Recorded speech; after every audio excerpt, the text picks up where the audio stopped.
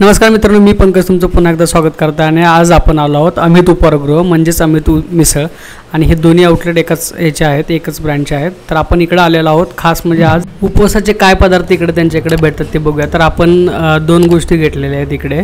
एक आहे उपवासाची खिचडी आणि मिसळसुद्धा भेटते, पण मिसळ आपण नाही घेतली. आणि एक भेटतो तो वडा सॅम्पल, म्हणजे एक उपवासाचाच आहे तो एक आयटम आहे. आणि हा आपला समोर बघू शकता आपण, तुम्ही सगळ्या गोष्टी पूर्ण काउंटर सेपरेट आहे इकडे, तुम्ही येऊन कधी पण खाऊ शकता. मस्त असं आहे, काय मे बी नेहमीच अवेलेबल असते ह्या गोष्टी.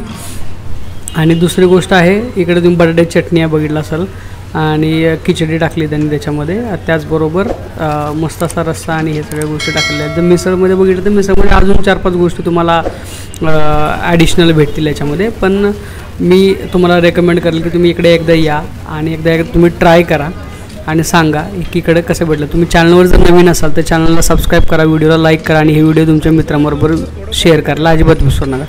तर चला आपण ट्राय करूया. आपण दोन्ही गोष्टी घेतलेल्या आहेत आणि आपण बसून एका ठिकाणी आपण खाऊयात आणि मग तुम्हाला रिव्ह्यू सांगतो याचे. मित्रांनो, आपण इकडे खिचडीसुद्धा ट्राय केली होती म्हणजे साबुदाणा. आणि दुसरा आपण केलं होतं वडा. तो वडा जो बनवला आहे तो आपण उपवासाचे कचोरी टाईप कसं असतं तर सेम त्या टाईपमध्ये बनवला आहे, नारळाचं हे असं आतमध्ये किंवा बटाट्याचं स्टफिंग करून आतमध्ये. तर मी तुम्हाला रेकमेंड करेल की इकडनं वडा सॅम्पल जे आहे ना ते तुम्ही एकदा तरी ट्राय करा. 40 रुपयाला तुम्हाला इकडे भेटतं ते.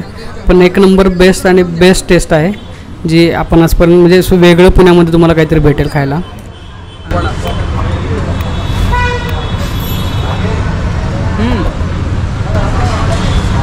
वडा मस्त लागतो, एक नंबर. चला तर भेटूयात मग अशाच एका नवीन व्हिडिओसाठी. चॅनलला तुम्ही सबस्क्राईब करा, सबस्क्राईब केलं नसेल तर सबस्क्राईब करा आणि बेल आयकॉनला हिट करा.